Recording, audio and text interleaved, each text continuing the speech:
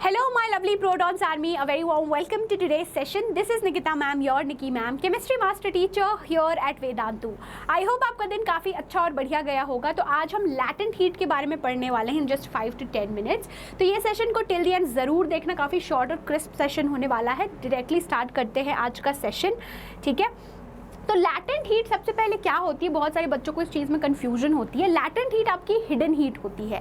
सो basically जो heat energy आप दे रहे हो which has to be supplied to change the state of substance is called as latent heat. तो जो हम हीट एनर्जी देते हैं किसी सब्सटेंस को ताकि वो अपना स्टेट ऑफ मैटर, अगर सॉलिड है तो सॉलिड से लिक्विड में चला जाए, अगर लिक्विड है तो लिक्विड से गैसियस स्टेट में चला जाए, तो उस पर्टिकुलर हीट एनर्जी जो आप देते हो उसे हम लैटेंट हीट कहते हैं, ठीक है। अब जो आप लैटेंट हीट दे रहे हो, जो आप हीट एनर्जी दे रहे हो, आप देखे होंगे इस पर्टिकुलर केस में कि टेम्परेचर जो है वो कांस्टेंट रहता है, चाहे वो लैटेंट हीट ऑफ फ्यूजन हो, चाहे वो लैटेंट हीट ऑफ वेपराइजेशन हो। टेम्परेचर क्यों कांस्टेंट होता है? क्योंकि जो आप हीट एनर्जी दे रहे हो वो बेसिकली पार्टिकल्स यूज करते हैं ताकि वो अपना फोर्स ऑफ अट्रैक्शन तोड़ सके और change in state of matter show करे। अगर वो सॉलिड है तो सॉलिड से लिक्विड चले जाए, अगर लिक्विड है तो लिक्विड से गैसियस स्टेट में चले जाए, ठीक है। लैटेंट हीट जो है दो प्रकार का होता है, latent heat of fusion and latent heat of vaporisation, ठीक है। एक बार ग्राफ की मदद से भी हम समझते हैं। बेसिकली जब आप इनिशियली हीट देना स्टार्ट कर रहे हो तो बेसिकली यहाँ पे टेम्परेचर थोड़ा सा बढ़ रहा है, पर वो फिर कांस्टेंट हो जा रहा है क्योंकि यहाँ पे काम आता है किसका? लैटेंट हीट ऑफ फ्यूजन का, लैटेंट हीट ऑफ फ्यूजन, ठीक है। तो हीट एनर्जी जो आप दे रहे हो पार्टिकल्स यूज कर रहे हैं ताकि अपना वो फोर्स ऑफ अट्रैक्शन तोड़ सके, इसलिए टेम्परेचर कांस्टेंट है। जब सारे solid particles, ice particles melt हो गए तब वो बढ़ने लगता है।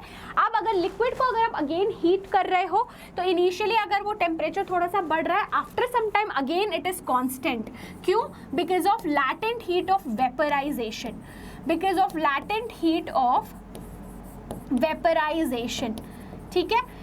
तो इस वजह से यहाँ वो कांस्टेंट रहता है। Again once all the liquid particle, once all the water has actually gotten converted into gaseous state, तब वो फिर टेम्परेचर बढ़ने लगता है।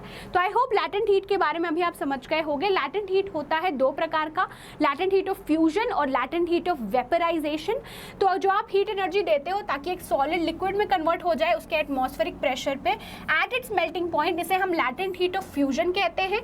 अगर आप हीट एनर्जी दे रहे हो एक given amount of heat energy ताकि लिक्विड से गैसियस स्टेट में कन्वर्ट हो जाए कांस्टेंट टेम्परेचर पे, तो उसे हम लैटेंट हीट ऑफ वेपराइजेशन कहते हैं। दैट इज द रीजन जो है टेम्परेचर आपका कांस्टेंट रहता है। अपार्ट फ्रॉम दैट आप NCERT सॉल्यूशंस डाउनलोड कर सकते हो फॉर एब्सोल्युटली फ्री। इसका लिंक भी आपको डिस्क्रिप्शन बॉक्स में दिया गया है। इंस्टाग्राम पे भी आप मुझसे कनेक्ट कर सकते हो। My Instagram handle is nikita_08SAHU। So that's it from my side. I hope आज का सेशन काफ़ी यूजफुल लगा होगा। चैनल को डेफिनेटली सब्सक्राइब करना और मुझे बताना कैसा आपको हर चीज़ समझ में आई या नहीं। See you very very soon. Happy learning, bye bye and take care.